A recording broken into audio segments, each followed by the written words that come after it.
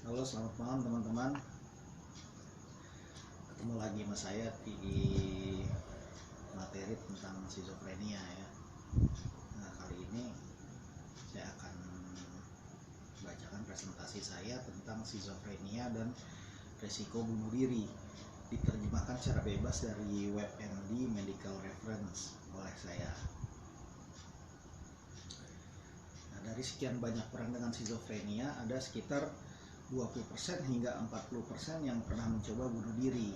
Nah, 5% hingga 13% diantaranya meninggal dunia. Nah, itu sangat disayangkan. Nah, dibandingkan populasi umum, orang dengan skizofrenia memiliki resiko 8 kali lipat mengalami resiko bunuh diri. Nah, selain itu, mereka juga mengalami peningkatan resiko oleh sebab-sebab alamiah seperti penyakit kardiovaskuler dan gangguan pernapasan. Nah, umumnya nih kayaknya dari efek samping obat yang bikin orang dengan skizofrenia jadi lebih gemuk daripada orang lain ya. Nah, upaya pencegahan bunuh diri menjadi sulit karena orang dengan skizofrenia kadang melakukannya berdasarkan gagasan yang mendadak tanpa peringatan sama sekali. Beda dengan orang dengan depresi ya. Karena itu para petugas kesehatan, anggota keluarga dan teman-teman harus memiliki kesadaran yang mendasar tentang adanya faktor resiko bunuh diri. Dan juga kita harus peka terhadap situasi yang mungkin dapat mendorong munculnya gagasan bunuh diri dan percobaan bunuh diri. Nah,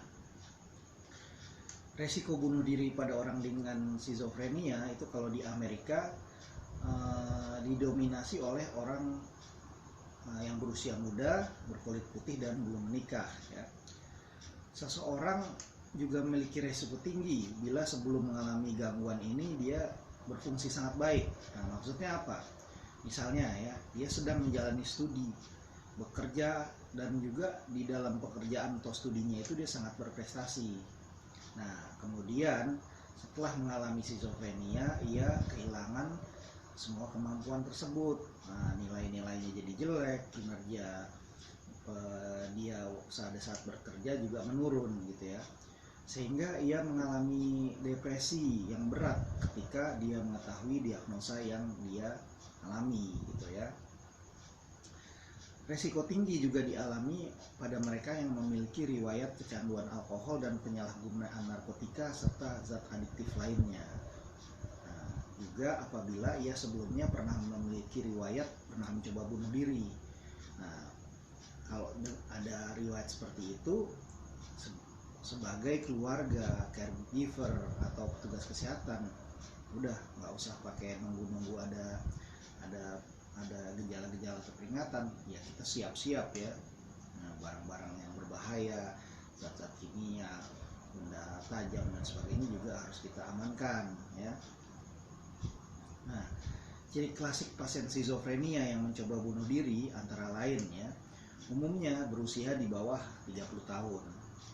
Nah, memiliki kecerdasan atau IQ-nya tinggi biasanya, karena dia tinggi dia kadang-kadang bisa menalar kondisinya ya kan. Terus kemudian dia juga berpikirnya jauh ke depan, banyak mencemaskan hal-hal yang mungkin belum terjadi dan lain-lain ya. Memiliki prestasi tinggi di usia sebelumnya. Itu tadi seperti yang kita jelaskan sebelumnya ya. Menyadari gejala skizofrenia yang dialaminya dan menderita atas gangguan gejala-gejala tersebut. Faktor risiko yang lainnya antara lain adanya keputusasaan atau hopelessness, kemudian isolasi sosial atau ada pengucilan dari keluarga atau lingkungan di mana dia tinggal ya. Rawat inap yang terlalu sering atau dalam jangka panjang. Nah, ini penting nih buat keluarga nih. Nah, ketika dia tahu pasiennya ini mengalami skizofrenia, kadang-kadang dia marah dikit langsung rawat inap, ya kan? Aneh-aneh dikit rawat inap. Ini juga nggak benar ya. Kita harus cermat mengamatinya. Mana yang benar-benar kambuh, mana yang sebenarnya cuma luapan emosi dan sebagainya yang sebenarnya bisa meredah dan bisa membaik lagi ya. Jangan buru-buru rawat inap. Kemudian dirawat jangka panjang. Kadang-kadang orang berpikirnya kalau udah skizofrenia udahlah ditaruh di panti aja, seumur hidup kalau perlu. Nah ini juga nggak benar. Sekarang dengan layanan BPJS nggak harus panjang-panjang sebenarnya. Kalau terdeteksi dini segera layanan kesehatan, harusnya dengan beberapa minggu aja gejala mereda dan dia sudah membaik. Jadi nggak perlu lagi tuh namanya kita harus rawat inap dalam jangka panjang di rumah sakit atau di panti-panti. Nah, kemudian resiko lainnya adalah kalau ada kesehatan yang menurun, misalnya ada gangguan-gangguan fisik lainnya, atau apabila ada stresor yang berupa misalnya kehilangan orang yang dicintai atau penolakan, kadang-kadang dia ditinggal, diceraikan oleh pasangannya, ditinggal pacar setelah dia mengalami gangguan skizofrenia, teman-teman pun juga menjauh gitu ya. Nah ini juga meningkatkan resiko. Dukungan eksternal yang minim, nah, tentunya kita harapkan lingkungan sekitarnya bisa memberikan dukungan, jangan malah mengucilkan atau menjauhi mereka gitu ya. Ketidakstabilan akibat stresor keluarga. Ya ini harus kita akui nih. Seringkali di dalam keluarga orang dengan skizofrenia sebenarnya udah banyak masalah juga ya. Nah, kalau yang saya alami, keluarga saya juga demikian, banyak masalah juga di antara kedua orang tua dan faktor-faktor di luar keluarga lain gitu ya. Masalah ekonomi juga bisa gitu.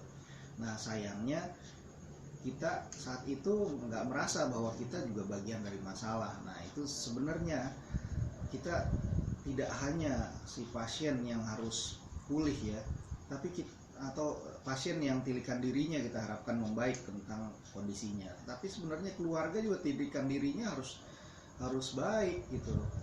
Kalau kita masih merasa tidak ada masalah dan kita nggak mau memperbaiki situasi, ya pastinya proses pemulihan pasien ini akan jadi sulit gitu ya. Nah, ketakutan akan semakin memburuknya kondisi mental. Ini juga ada kaitannya mungkin dengan stigma juga, seakan-akan kalau mengalami skizofrenia itu akan mengakibatkan langsung disabilitas yang berat dan tidak bisa bangkit lagi. Padahal sebenarnya dengan deteksi dini, dengan penanganan yang rutin, minum obat teratur, ini sebenarnya bisa dikelola dengan baik. Nah, selebihnya juga dengan dukungan keluarga dan faktor-faktor lainnya ya. Nah, ketergantungan yang berlebihan pada pengobatan juga bisa menjadi faktor resiko. Jadi apa-apa langsung obat. Misalnya ada teman-teman yang gitu ada masalah dan sebagainya, langsung aja otomatis dia tingkatkan dosisnya, itu juga salah banget ya. Minum sesuai dosisnya. Kalau ada stresor-stresor yang mungkin menjadi beban pikiran, konsultasi ke psikiater atau boleh juga ke psikolog, atau ngobrol lah, curhat lah sama keluarga atau teman-teman ya. Jadi nggak melulu ini soal pengobatan, bisa ketika menghadapi masalah kita alihkan ke kegiatan-kegiatan curhat, berdoa dan lain-lain ya. Atau sebaliknya nih, nah, resiko bunuh diri bisa juga akibat kehilangan keyakinan pada pengobatan, sehingga dia berhenti berobat, malahan gejalanya mulai datang lagi dan semakin memburuk. Nah itu bisa juga mengakibatkan terjadinya bunuh diri. Upaya bunuh diri pada orang dengan skizofrenia diduga juga terkait dengan kondisi penyakit kronis ya. Bisa juga tuh ada riwayat bunuh diri dalam keluarga. Nah ini kalau bisa sih kita tanyakan juga ya pada waktu kita menjadi caregiver atau kita mengedukasi para caregiver skizofrenia, kita tanyain juga apakah ada riwayat bunuh diri, apakah ada riwayat depresi di masa lalu atau sekarang ini, atau apakah ada riwayat penyalahgunaan zat adiktif ya, nafsa. Kemudian lihat juga nih apakah ada agitasi atau impulsivitas ya. Nah, terus kemudian ya agitasi mungkin ya misalnya ada suara-suara yang menyuruh dia bunuh diri dan sebagainya. Nah, terus kemudian agresivitas yang mengakibatkan dia bisa mencelakakan dirinya atau orang lain dan lain-lain ya. Nah, terus ada perasaan-perasaan yang sensitif. Nah, itu juga bisa menjadi resiko juga gitu. Terus juga munculnya nih banyak gagasan yang mengarah pada upaya bunuh diri. Nah itu mesti kita waspadai ya. Kalau dia kaitannya dengan depresi, kadang-kadang dia cari-cari berita tuh tentang upaya bunuh diri, atau dia sudah mengomongkan sinyal-sinyal tertentu yang mengarah kepada gagasan upaya bunuh diri. Nah, ketika keluarga kita terdiagnosa gangguan jiwa yang serius seperti skizofrenia, ya kita harus masukkan resiko bunuh diri ini sebagai juga bagian dari perhatian kita. Jangan sampai kita kecolongan ya, tapi juga jangan sampai ketakutan banget sih gitu ya. Kita yang harus cermat melihat situasi. Terus juga bisa juga karena terlalu banyak obat yang diresepkan untuk pengobatan skizofrenia, baik antipsikotik atau antidepresan. Nah, ini kita juga mesti belajar nih ya, apakah ada pengobatan yang terlalu banyak itu membuat dia jadi terbebani, dia merasa ini penyakit ini, wah berarti penyakit saya berat loh. Ketika dia masuk ke support group, dia tanya temennya, ternyata obatnya cuma sedikit, terus dia obatnya banyak. Nah, itu dia kadang berpikir, wah saya berat nih, berarti saya parah nih. Nah, itu juga bisa menjadi faktor. Kemudian juga ada obat-obatan tertentu yang kalau kita baca-baca itu mungkin juga ada menimbulkan pikiran-pikiran tentang bunuh diri. Nah, itu konsultasikan dengan psikiater kita ya. Nah, terus sikap negatif terhadap pengobatan dan menurunnya kepatuhan dalam menjalankan terapi. Nah, dia biasanya gini nih, biasanya kalau saya lihat nih yang kayak begini ini kaitannya juga dengan stigma ya. Orang bingung nih menghubungkan masalah ruh, jiwa, mental, itu membuat orang bingung sebenarnya. Kenapa? Apa hubungannya minum obat dengan kesehatan jiwa kita gitu. Kalau ruh ya kita tidak bisa bahas, itu Tuhan yang tahu ya. Tapi ketika jiwa dan mental ini sebenarnya ada kaitannya gitu, ada faktor biologi ya, kesehatan otak dan tubuh kita, faktor psikologis, sosiokultural dan spiritual. Nah, ini semuanya harus menjadi komponen yang saling melengkapi. Nggak bisa tuh cuma misalnya berdoa saja, nggak bisa ya kan, atau dukungan sosial saja nggak bisa. Lihatlah apakah di sekitar kita ada layanan kesehatan, ada psikiater, psikolog atau perawat jiwa, konsultasi dulu supaya diketahui nih ada masalah apa, ada diagnosanya apa, apakah membutuhkan pengobatan dan sebagainya, sehingga kita jadi tahu nih bahwa memang ada kalanya masalah kesehatan jiwa itu memang harus minum obat. Nah, dan itu karena kebutuhan, bukan karena ketergantungan, atau tidak juga menimbulkan kecanduan kalau kita patuh kepada terapi yang disarankan oleh profesional kesehatan jiwa. Nah, juga ya ada kondisi di mana orang dengan skizofrenia itu membentuk hubungan saling jadi ketergantungan dengan caregivernya, sehingga dia tidak punya kemampuan untuk bekerja. Ini biasanya misalnya pada orang tua yang merasa trauma ketika anggota keluarganya mengalami gangguan skizofrenia, kemudian dia mulai jadi overprotective misalnya ya, apa-apa dilayani dan sebagainya, dengan asumsi bahwa dia ingin mencurahkan yang terbaik buat anggota keluarganya. Ini justru akan membuat dia semakin tergantung sama kita, dan kita juga seakan-akan jadi merasa telah melakukan yang terbaik, mencurahkan kasih sayang kepada dia itu sudah satu cara yang tepat, padahal harusnya seimbang ya. Jangan sampai upaya kita ini kebaikan kita merasa berbuat baik dan merasa berharga dengan melayani orang dengan skizofrenia yang sedang berusaha untuk pulih, itu terlalu berlebihan sehingga malah jadi melumpuhkan orang tersebut ya. Sehingga suatu saat ketika misalnya itu tidak ada ya kan, kita ternyata harus kita udah tua dan sebagainya, dia ada titik tertentu nih ya, di mana dia mulai berpikir tentang masa depan dan sebagainya, terus dia hubungkan dengan dependensi dia terhadap kita, akhirnya malah dia jadi putus asa gitu. Nah, itu yang kadang-kadang bisa menimbulkan resiko upaya bunuh diri. Nah, secara umum ya, gejala utama gangguan psikosis adalah halusinasi dan delusi. Tampaknya hal ini tidak terlalu berkaitan dengan upaya bunuh diri dibandingkan dengan gejala negatif atau gejala defisit. Nah, antara lain ya, gejala negatif ini adalah keputusasaan, pandangan yang negatif terhadap kehidupan, perasaan tidak berharga ya, tilikan diri. Karena kadang-kadang nih ya, tilikan diri itu bisa positif meningkatkan kepatuhan terhadap terapi, tapi bisa juga menimbulkan resiko juga. Misalnya dia semakin baik tilikan dirinya, bahwa ada gejala skizofrenia dalam dirinya, sehingga itu membuat dia jadi pesimis ya, pesimis dan jadinya kehilangan semangat. Nah, ini juga bisa perlu kita waspadai, apakah dampak tumbuhnya tilikan diri itu berdampak positif atau negatif ya. Nah, sejumlah riset mengungkapkan bahwa penyalahgunaan alkohol merupakan penyebab utama bunuh diri di masyarakat umum. Namun ya, pada orang dengan skizofrenia hubungan itu menjadi tidak terlalu terlihat jelas ya, karena dia tadi itu biasanya gagasan bunuh dirinya mendadak ya. Sementara itu penyalahgunaan narkotika telah diketahui memiliki hubungan yang sangat besar pada resiko bunuh diri pada orang dengan skizofrenia.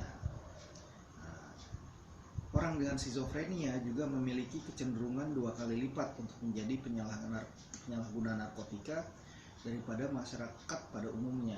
Kadang-kadang nih dia juga self medicating, dia merasa ada sesuatu di dalam dirinya, terus kemudian juga dia cari-cari ya, dengan rokok, ganja, kemudian juga obat-obatan, itu juga menjadi resiko ya.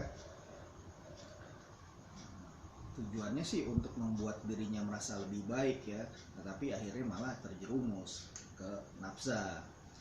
Nah, pencegahan bunuh diri pada orang dengan skizofrenia ya, itu harus menjadi perhatian para petugas kesehatan, harus disampaikan kepada para caregiver ya.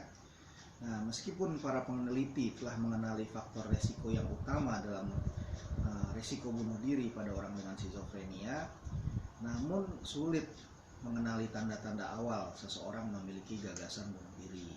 Contohnya ya, seseorang memiliki resiko besar memiliki gagasan bunuh diri dan mencobanya setelah keluar dari rawat inap atau dari rumah sakit. Orang dengan skizofrenia kadang-kadang ada yang berpikir bahwa rumah sakit itu tempat yang nyaman ya. Jadi zona nyaman dia seperti surga, karena semua orang berusaha mengerti dia, nggak ada kewajiban-kewajiban yang terlalu berat ini dilaksanakan ya, segala sesuatu juga ada tersedia ya. Mereka mulai membentuk pandangan bahwa perawat atau petugas dan pasien lainnya di rumah sakit adalah bagian yang penting dalam hidupnya. Dia udah nyaman sekali di situ, sehingga ketika tiba saatnya dia harus pulang dari rumah sakit, itu dapat menimbulkan rasa putus asa. Dia pikir di dunia luar ini adalah jahat semua misalnya ya, terus penuh dengan tanggung jawab dan sebagainya, yang membuat dia juga khawatir dia tidak sanggup menghadapinya. Itu membuat dia ada gagasan-gagasan bunuh diri. Nah, sepanjang riwayat seseorang mengalami gangguan skizofrenia, penilaian yang teliti terhadap kondisi keputusasaan dan gagasan bunuh diri menjadi sangat penting ya. Nah, hal ini dapat menjadi semakin penting khususnya pada seseorang yang perlahan mulai dapat menyadari betapa seriusnya gangguan skizofrenia yang ia alami. Sangat benar bahwa meningkatnya tilikan diri pada seseorang tentang gangguan jiwa yang ia alami dapat membantu perbaikan klinis. Jadi ada sisi positifnya tilikan diri ya, meningkat. Namun ya itu tadi seperti pedang bermata dua, juga membuat dia merasa merasa nggak ada harapan dan mulai ingin bunuh diri. Bisa juga tuh kaitannya dengan stigma, karena di luar kan dianggapnya ini gila, sampah masyarakat, manusia gagal ya kan, terus kemudian ini kurang iman dan sebagainya. Ini membuat dia menjadi tersisih gitu dari sisi konsep aja, dia udah tersisih gitu kan. Kemudian nilai-nilai itu dia adopsi dan itu menjadi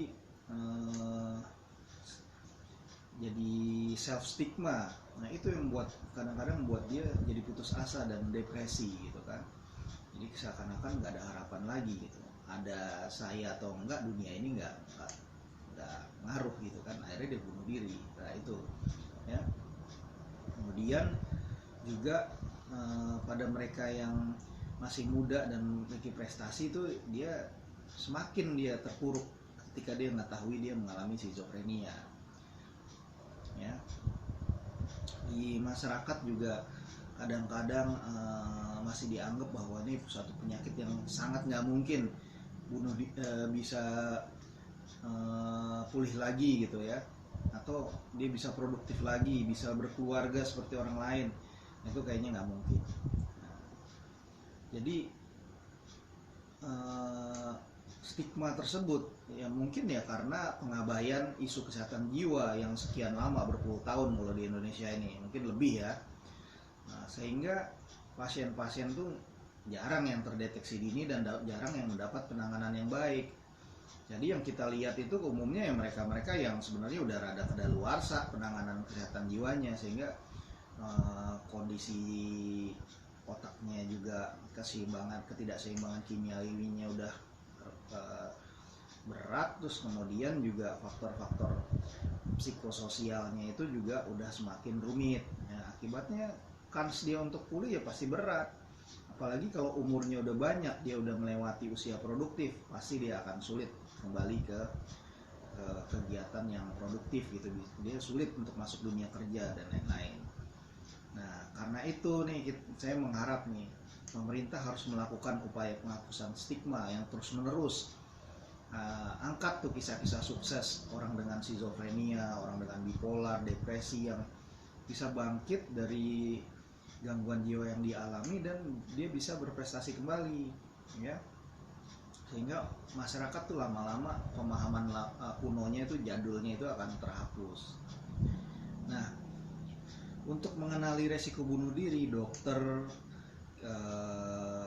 psikolog, perawat, caregiver mesti lebih perhatian dan peka terhadap perasaan kehilangan yang dialami oleh orang dengan skizofrenia, peka terhadap depresi yang dialami ya. Ada sejumlah obat-obatan antidepresi dan antipsikotik yang memberikan resiko meningkatnya pemikiran dan perilaku bunuh diri pada dewasa muda, remaja dan anak-anaknya juga perlu diperhatiin. Jadi sampaikan aja setiap perkembangan, sampaikan kepada dokter, jangan disembunyi-sembunyiin, jangan merasa aib gitu ya. Jadi sampaikan aja. Hingga saat ini penelitian ilmiah mengungkapkan fakta bahwa cara paling efektif dalam mencegah bunuh diri pada orang dengan skizofrenia adalah kombinasi dari ketiga hal ini ya. Satu, pengobatan yang rutin untuk mengatasi masalah-masalah gejala depresi. Kemudian tingkatkan kepatuhan pada pengobatan.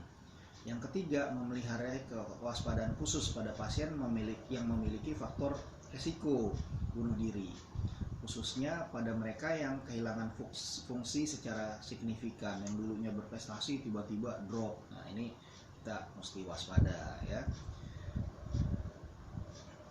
Nah ada tambahan lagi dari pengalaman pribadi saya nih.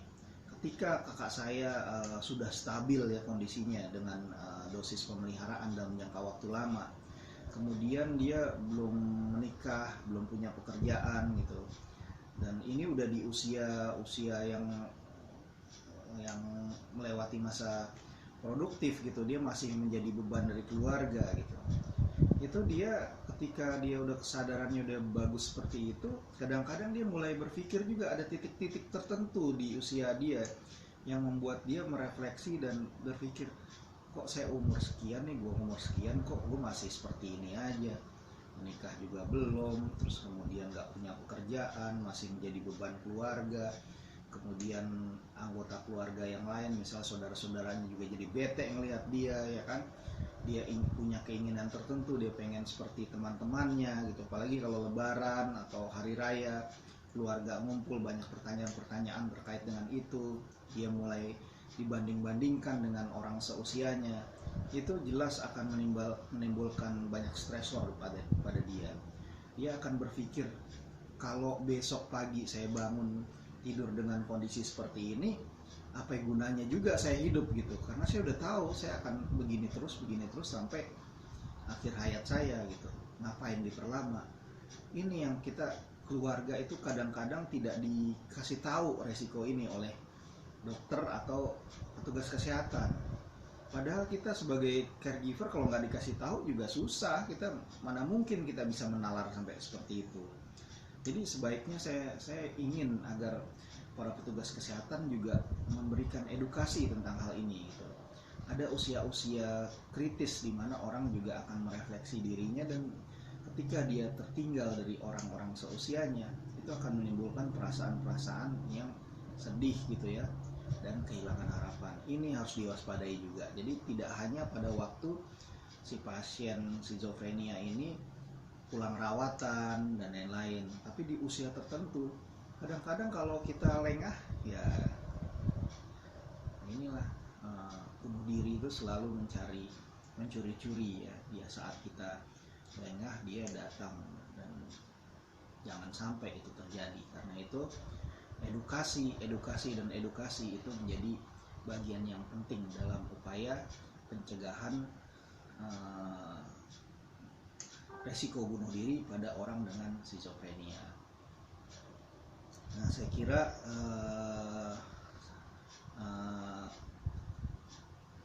materi ini udah selesai saya sampaikan. Apabila ada pertanyaan, ada saran, ada komentar, silahkan aja dikirim ke utomo.bagus@gmail.com atau di kolom komen di YouTube ini. Terima kasih banyak. Sampai jumpa di materi selanjutnya. Terima kasih.